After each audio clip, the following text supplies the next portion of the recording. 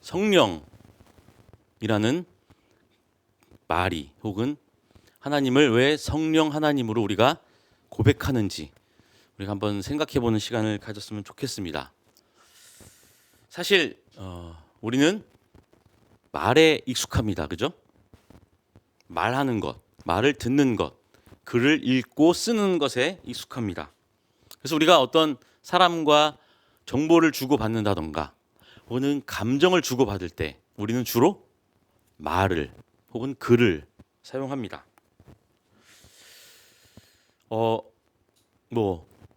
부부도 마찬가지고요. 가족 혹은 연인, 친구 혹은 다양한 사회적 관계들 속에서 우리는 말로 혹은 글로 무언가를 전하려고 합니다. 왜? 그것이 익숙하고 편하니까요.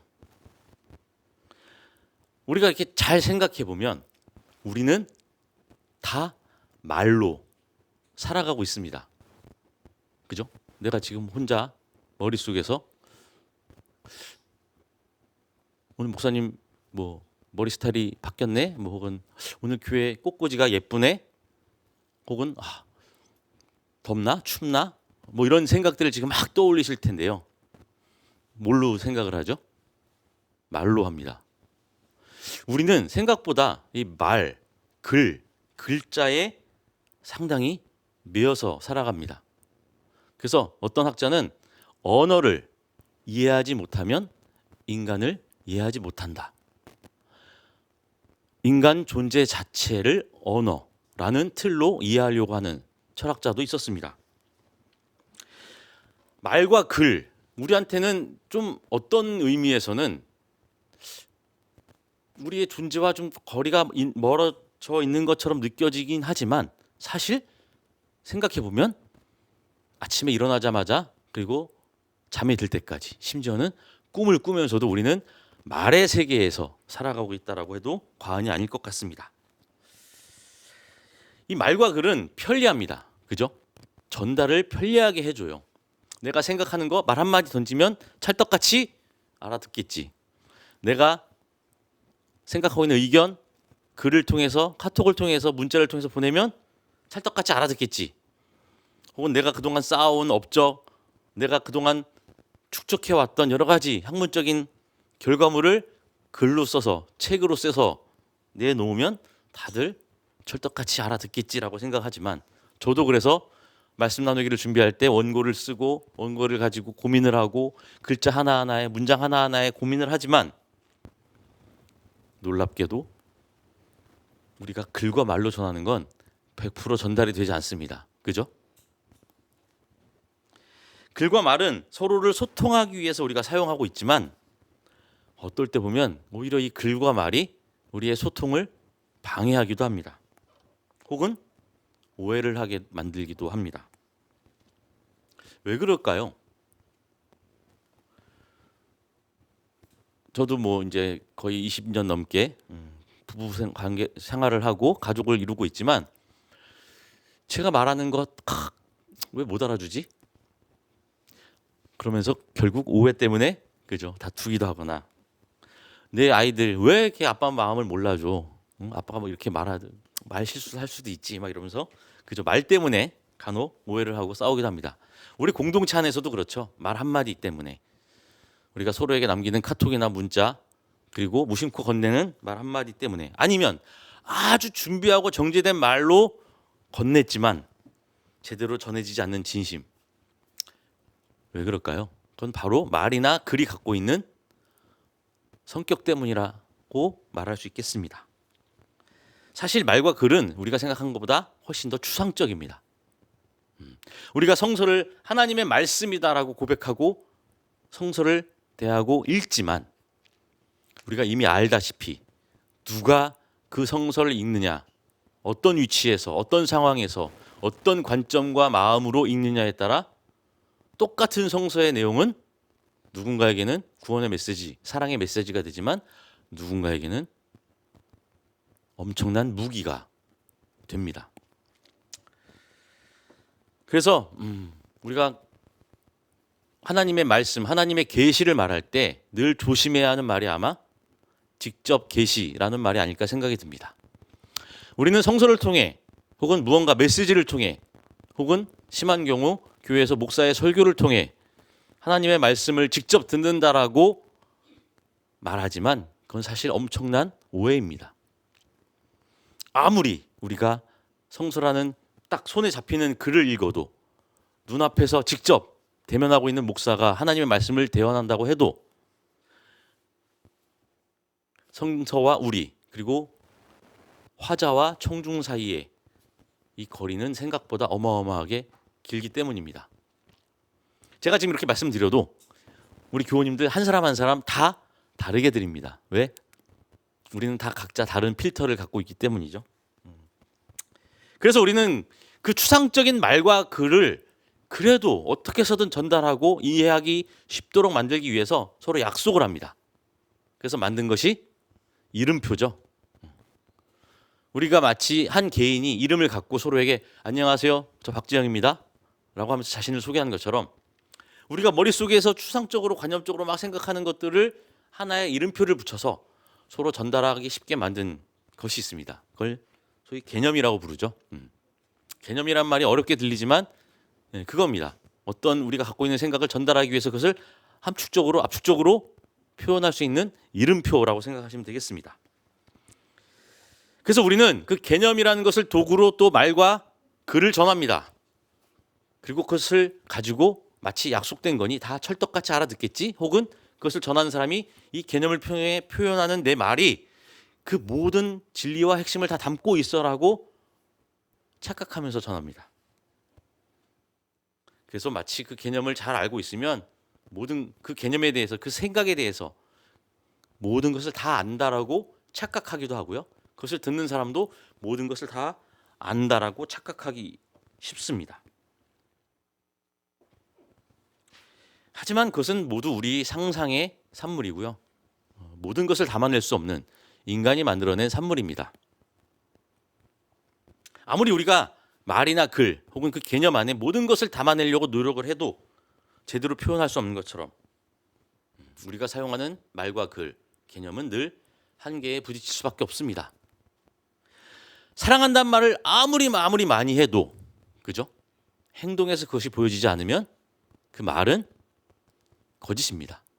한두 번 반복되면 상대방이 그 말을 듣고 그 사랑의 감정을 그대로 받아들일까요? 아니죠. 또 거짓말 안 해. 또 뭐 잘못했나? 그죠? 누군가에게는 사랑이 온전한 베품에 자기 희생, 비움으로 느껴지긴 하지만 누군가에게는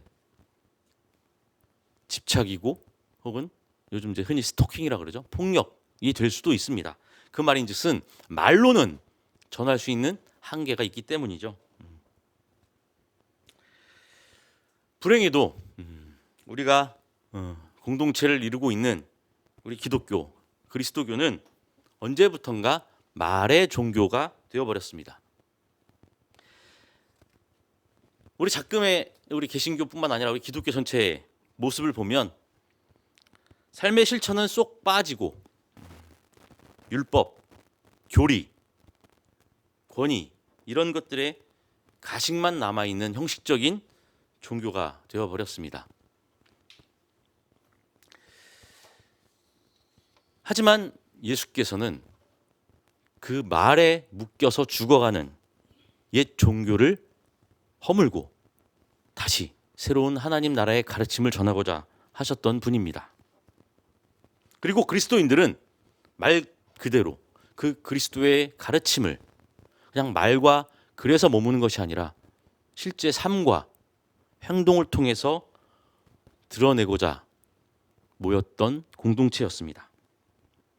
그래서 초기 예수 공동체에서는 말과 글보다는 나눔과 실천, 행동이 더 중요했던 것입니다. 그래서 초기 그리스도교 공동체의 예배는 어땠느냐? 함께 모입니다.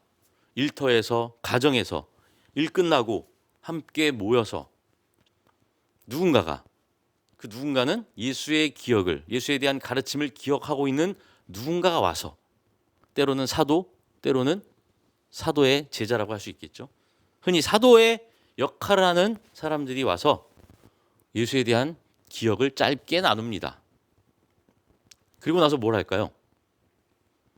각자 준비한 음식을 모아서 함께 나누고 식사를 합니다. 초기 1세기 예수 공동체의 예배의 형식은 주로 먹는 것이었습니다. 먹고 마시는 것, 살을 떼고 잔을 나누는 것. 그것이 지금은 예전화해서 우리가 성만찬으로 기억을 하고 있지만 초기 예배는 매일 모일 때마다 우리가 지금 예배 마치고 이제 올라가서 늘 맛있는 공동 식사를 나누는 것처럼 말로 나누는 향연보다는 우리가 먹고 마시는 우리의 살과 피를 이루는 것들을 함께 나눔으로써 예수를 기억하고 그 예수의 삶을 따라가고자 결단하는 것이 바로 예배의 핵심이었습니다.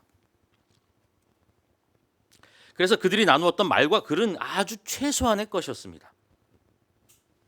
하지만 점점 교회 안에는 나눔과 삶의 실천보다는 말과 글이 힘을 갖기 시작합니다. 왜? 교회는 커지고 사람들은 다양해지고 소위 예수의 가르침을 직접 전달할 수 있는 사람들이 점점 사라지면서 그 말과 글의 힘이 더 실리게 됩니다. 초기에는 예수의 제자들이 사도의 직분으로 사람들에게 예수의 가르침을 전했습니다. 하지만 그 제자들이 생명을 다하게 되고 그 후에 그 제자의 전통을 이은 또 다른 사람들이 예수의 가르침을 전하기 시작합니다. 그러면서 생기는 것이 왜곡이 있고 변형이 생깁니다. 마가 공동체에서는 이 얘기를 하는데 요한 공동체에서는 다른 얘기를 하는 것 같아요. 필라델피아 교회에서는 이 얘기를 하는데 에페소 교회에서는 다른 얘기를 하는 것 같아요. 그래서 어떻게 되죠? 당신이 전하는 예수의 가르침 그 근거가 뭡니까? 우리가 어떠한 근거로 그것을 예수님의 가르침이라고 받아들여야 합니까? 라고 하면서 갈등과 소위 이단 논쟁이 들끓기 시작합니다. 그러면서 누군가가 예수의 가르침, 행적을 기록해야겠다라고 해서 기록한 것이 우리가 지금 읽고 있는 복음서의 말씀입니다. 그래서 점점 사람들은 이제 말에 치중하게 됩니다. 교회가 이제 공교회가 되고 로마의 공인으로 인해서 기독교는 국가의 교회, 세계적인 교회가 됩니다. 건물을 갖추고 성직자의 위계가 갖춰진 그 상황에서 이제 교회는 점점 말과 그 말로 기준으로 한 질서에 더 집중하게 됩니다. 그래서 그 말과 글을 감당하는 직분인 목사와 혹은 교사, 사제의 지위가 높아지면 높아질수록 공동체의 예배 가운데 말의 비중이 점점 커져만 갔습니다. 그래서 현재 카톨릭과 개신교를 비교해 보면요. 카톨릭은 흔히 우리가 말하는 설교보다는 다양한 기도문과 기도 예전이 있습니다. 함께 공동으로 읽고 고백하는 문서화된 것을 계속 읽으면서 서로 그 신앙의 고백을 공유합니다. 신부님의 강론은 개신교에 비해서 엄청 짧습니다. 그런데 어쨌든 예배는 처음부터 끝까지 말입니다. 개신교는 더하죠. 목사의 설교가 예배의 3분의 2를 거의 차지합니다. 특히 저 같은 경우 요즘 설교가 길어져서 더 그런데요. 죄송합니다. 네, 말이 예배의 중심이 되어 버리다 보니 문제가 뭐가 있을까요? 그 말을 듣고 이해하고 말에 수긍하면 다 끝났다라고 생각하게 됩니다. 이제 그리스도의 말씀을 삶을 통해서 구체화하거나 실천하는 것이 중요한 게 아니라 그 추상적인 사변과 개념의 말 잔치 속에서 그 말이 그냥 모든 조건의 전제가 되어버린 것입니다. 유기된 말씀, 예수 그리스도에 관한 구체적인 복음은 다시 그냥 추상적인 말, 텅 빈 개념들의 잔치로 바뀌어버리고 만 것입니다. 그래서 우리는 교리 혹은 신앙 고백서 혹은 목사의 설교 등의 혹은 책, 신앙서적 이런 것들에 매여서 그것이 정말 어떤 의미고 우리 삶을 통해서 어떻게 구체화되어야 할지에 대한 고민보다는 입으로 고백하면 구원받는다라는 말로 대체되기 시작했습니다. 그래서 우리 모두가 머리로는 상상했지만 결코 몸으로 경험하고 실천할 수 없었던 그 하늘의 가치를 이 땅의 모습으로 살을 통해 육신을 통해 보여주셨던 예수의 그 모습은 사라지고 어느새 로고스만 남게 되었습니다. 그래서 이 땅에 함께 계셨던 예수 그리스도를 저 하늘에 면류관을 쓴 지배자로 탈바꿈시켜버리게 된 것입니다. 근데 이것이 우리의 현실뿐만은 아닙니다. 당시 그 초대교회도 점차 시간이 가면서 이러한 흐름에 빠져버렸습니다.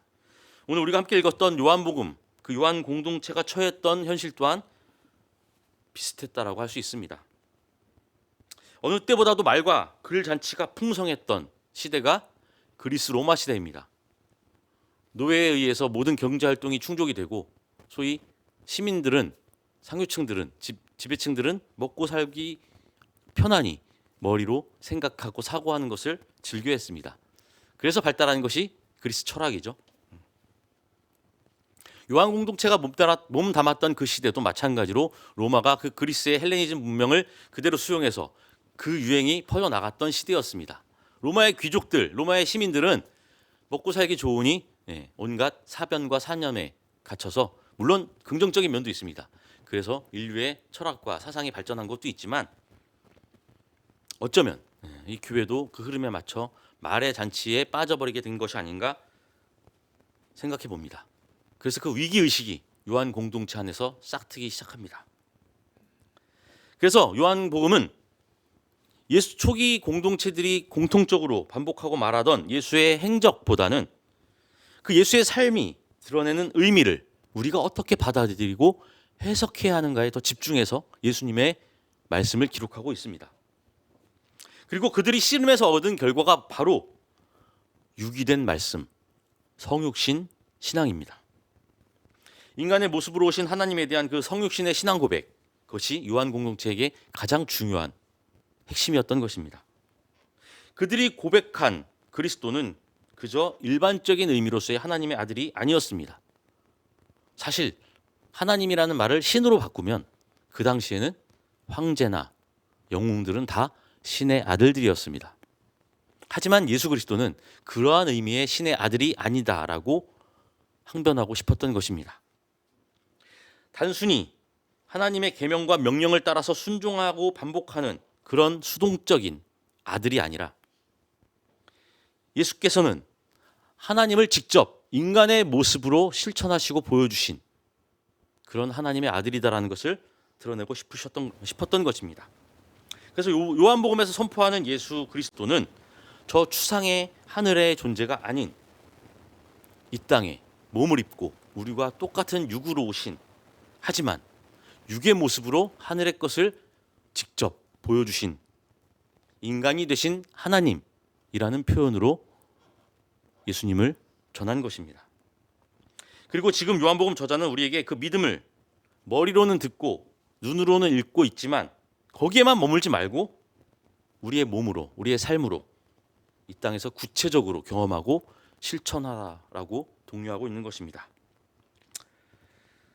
요한복음 이렇게 말합니다. 너희가 나를 사랑하면 내 계명을 지킬 것이다. 내가 아버지께 구하겠다. 그리하여 아버지께서 다른 보혜사를 너희에게 보내셔서 영원히 너희와 함께 계시게 하실 것이다.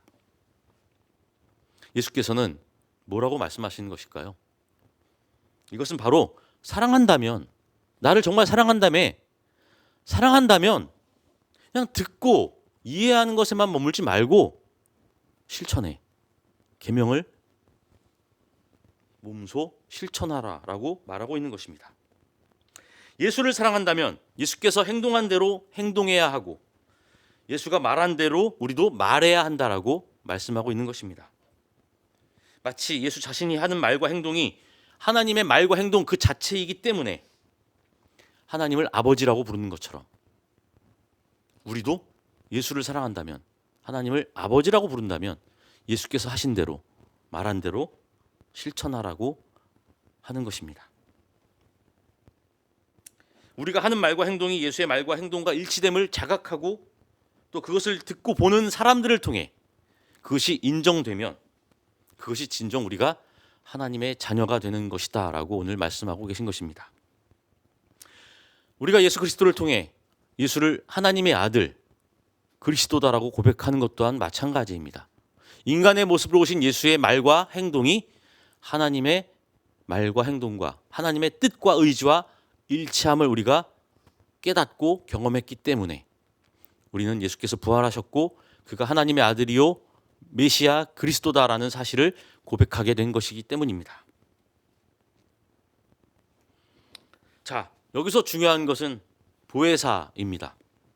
이 보혜사는 바로 유기되었던 말씀이 이제 우리의 육체, 우리의 삶을 통해서 실천하도록 돕는 일이기 때문입니다. 보혜사 성령, 그 성령 하나님은 우리를 돕고 이끄는 하나님이십니다. 그래서 우리 안에 우리와 함께 앞으로 우리가 가는 길에 함께 걷는 존재로 인식되고 있습니다. 제가 몇 번 말씀드린 적 있지만 보혜사는 우리말로 하면 변호자입니다. 혹은 대언자, 지지자, 쉽게 말하면 응원하는 존재라고 불러도 됩니다. 성령은 우리를 좌지우지하는 존재가 아닌 우리가 듣고 읽은 것을 우리의 삶과 행동을 통해 실천하도록 돕는, 그래서 우리의 그 실천이 하나님의 뜻에 합당하다라고 변호해주는 존재라는 것입니다. 성령을 통해 우리는 하나님의 말씀을 듣고 이해하지만 그것으로 멈추는 것이 아닌 실천을 통해 사람들에게 우리의 모습을, 하나님의 모습을 드러내고 사람들로 하여금 그 모습이 저들은 하나님의 자손이구나, 자녀구나, 저것이 하나님의 뜻에 합당하구나, 저것이 사랑이구나, 저것이 평화구나, 저것이 정의구나를 깨닫도록 돕는 이가 바로 성령이라는 것입니다. 그래서 우리 기독교 역사, 우리 전통 가운데 성령에 대한 고백은 상당히 중요합니다. 왜? 그런 반성으로 인해서 우리가 고백할 수 있도록 한 것이 바로 성령 하나님에 대한 고백이기 때문입니다. 사실 저 어렸을 때 혹은 신학교 처음 들어와서 철없을 때 성령이라는 말에 대해서 상당히 알레르기 반응을 했었습니다. 왜일까요? 성령의 은사주의 아시죠? 신비주의, 은사주의, 열광주의. 마치 성령 하나님이 어떤 종교적인, 신비적인, 초자연적인 어떤 현상을 통해서만 우리에게 임하시거나 혹은 기복 신앙적인 그런 결과를 통해서만 우리를 도우시는 분이라고 가르쳤던 당시 한국교회에 대한 나름의 반감 때문이었는데요. 지금 생각해 보면 좀 어렸기 때문에 철없는 생각이었다고 생각이 듭니다. 오히려 성령은 우리로 하여금 어떤 모습이든 어떤 상황이든 간에 하나님을 발견하도록 하고 또 하나님을 발견한 우리를 통해서 다른 사람들이 하나님을 경험하도록 만드는, 우리를 돕는 힘, 하나님의 도우심이라는 것을 알게 된 현재 저는 우리 기독교에서, 우리 개신교에서 성령의 그 의미를 제대로 알고 그 성령에 대한 신앙 고백을 더 공고하게 가져야 한다라고 생각이 듭니다. 그런 의미에서 오늘 오순절 성령 사건은 아주 중요한 의미를 갖고 있습니다. 사실 이 오순절 성령 강림 사건을 딱 보면 중심이 뭐죠? 오순절 성령 강림 사건, 마가의 다락방 하면 제일 먼저 떠오르는 단어가 방언입니다. 그죠? 방언의 기적을 통해 그 마가의 다락방에 모인 100여 명의 사람들이 세례를 받고 그리스도인이 되었다라는 겁니다. 그래서 우리는 이 성령 사건마저도 말의 사건으로 오해하기 쉽습니다. 하지만 이 성령 사건은 단순히 말의 사건이 아닙니다. 자, 이 사도행전 본문에 나와 있는 성령 강림 사건은 간단합니다. 베드로가 거기 모인 사람들에게 예수 그리스도의 복음을 전합니다. 근데 베드로는 어디 사람이죠? 나사렛 갈릴리 출신 어부입니다. 당연히 글을 배우지 못했습니다. 하층민이었기 때문에 히브리어도 알지 못했습니다. 아람어를 썼던 사람이었습니다. 아람어를 일상 모국어로 사용하는 한 시골 어부 출신이 나와서 예수에 대한 가르침을 전합니다. 근데 오늘 우리가 본문 읽은 대로 그 주변에는 다양한 국가와 민족 출신 사람들이 모여 있습니다. 베드로가 아람어로 예수의 가르침에 대해서 전하자 거기 모인 사람들이 무슨 말로 들렸다? 각자 자신의 모국어로 들렸다라는 고백을 하게 됩니다. 그래서 놀라워합니다. 아니 저 사람이 이집트어를, 저 사람이 그리스어를 어떻게 알지? 저 사람이 터키어를 어떻게 알지? 그것이 바로 성령이 임재했다라고 하는 증거로 오늘 사도행전은 말하고 있는 것입니다. 여기서 말하는 방언은 뭘까요? 우리 흔히 한국 개신교에서는 방언 그러면 인간이 알지 못하는 하나님의 신비로운 언어라는 뜻으로 사용을 합니다. 그래서 옆에서 방언 기도하면 도무지 알아듣지 못하는 말이 넘쳐납니다. 그리고 그것을 하는 본인도 모릅니다. 무슨 말을 하는지. 근데 놀랍게도 사도 바울은 그 방언할 때 누가 있어야 방언을 허락하느냐? 공동체 안에서 그 방언을 듣고 스스로 번역을 할 수 있거나 아니면 옆에 번역의 은사를 받은 사람이 있는 경우에 한해서만 공동체 안에서 방언을 하라라고 합니다. 왜? 그것이 다른 사람에게는 또 다른 시험의 요소가 될 수 있기 때문인데요. 근데 오늘 본래의 방언은 혀라는 뜻입니다. 다른 혀, 다양한 혀, 즉 다른 말입니다. 그래서 우리가 전라도 방언, 경상도 방언 이렇게 말하잖아요. 그 방언입니다. 그래서 각자 사용하는 말로 들렸다는 거예요. 이런 일을 우리는 어떻게 이해하고 받아들여야 할까요? 이 성령의 임재하심, 성령의 사건은 단순히 말의 향연이 아닙니다. 이 제자들의 말은 여섯 때와 똑같았습니다. 그냥 아람어로 자기가 아는 대로 말을 했을 뿐입니다. 하지만 성령이 함께 하심으로 그곳에 모인 사람들이 각자 자기의 말로 알아들은 겁니다. 이건 단순히 한국어를 영어, 외국어로 자동 번역하는 번역기 역할을 한 마치 AI가 아닌 뭔가 초자연적인 현상으로 번역기가 작동된 것이다라고 우리는 이해하기 쉽지만 그것보다 더 놀라운 그런 성령의 힘이 우리는 이 안에 내포되어 있다라고 이해해야 할 것 같습니다. 즉 제자들의 말을 듣고 있었던 다양한 국가와 민족 출신인 디아스포라 유대인들의 귀를 여는 관계의 변화가 바로 이 성령 사건의 핵심이라는 것입니다. 사실 말은 하는 쪽보다 듣는 쪽에 더 주도권이 있습니다. 내가 아무리 무슨 말을 해도 듣는 사람이 어떻게 듣느냐에 따라 달라지기 때문이죠. 똑같은 시간, 똑같은 말을 들었습니다. 오늘 사도행전의 이야기를 보면 근데 누군가에게는 자신이 찰떡같이 알아들을 모국어로 들렸고요. 누군가에게는 아니 저 사람들은 대낮부터 술에 취해서 횡설수설하는가? 라고 해서 술 취한 사람의 헛소리로 들리는 사람도 있었습니다. 성령께서 임하시자 누군가에게 성령께서 임하시자 누군가는 그 말하는 이의 말을 그냥 말로 듣는 것이 아니라 마음으로 대면하게 됩니다. 삶으로 서로 만나게 된 것입니다. 서로 이해하고 존중하도록 그의 말이 그가 하고자 하는 말로 들리도록 하는 것이 바로 보혜사 성령의 역사다라는 것이 오늘 이 사도행전의 성령 강림 사건의 핵심이 아닐까 생각해 봅니다. 그는 진리의 영이시다. 세상은 그를 보지도 못하고 알지도 못하므로 그를 맞아들일 수가 없다. 그러나 너희는 그를 안다. 그것은 그가 너희와 함께 계시고 또 너희 안에 계실 것이기 때문입니다. 이 말씀처럼 우리는 예수 그리스도와 함께 관계하고 있는 존재들입니다. 하지만 우리는 때때로 그 관계를 벗어나려고 애씁니다. 우리의 욕심, 우리의 욕망과 맞지 않으면 그것을 거부하기 때문입니다. 그래서 우리는 예수를 그리스도로 하나님의 아들로 고백하지만 때로는 예수께서 우리에게 계속 성령을 통해 하시는 말을 거부합니다. 왜? 나한테 도움이 안 될 것 같으니까, 힘드니까, 짐이 되니까. 하지만 끊임없이 예수께서는 성령을 통해 여전히 지금도 우리에게 말씀하고 계십니다. 그리고 그 관계 안에 머무는 것은 우리의 결단이고 또한 그것을 돕는 이 또한 보혜사 성령의 역할이다라고 오늘 말씀은 말하고 있습니다.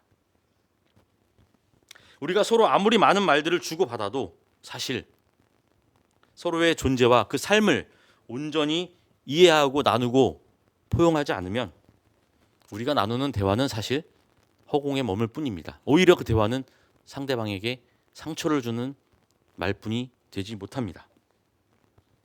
나에게 말하는 이의 존재, 그의 삶과 그의 존재에 대한 온전한 존중과 이해 없이는 어떤 말도 그냥 그 말로 끝이 날 뿐입니다. 우리가 함께 나누는 서로의 말과 글을 통해서 서로를 이해하지 못하고 소통하지 못한다는 건 그의 존재를 온전히 받아들이지 않았기 때문이라고도 할 수 있겠습니다. 그래서 우리가 서로를 진정 이해하고 서로를 돕고자 결단하지 않고 그냥 말해서 듣고 말하는 것에만 머문다면 그것은 아무런 영향도 아무런 역사도 이루어내지 못할 것입니다.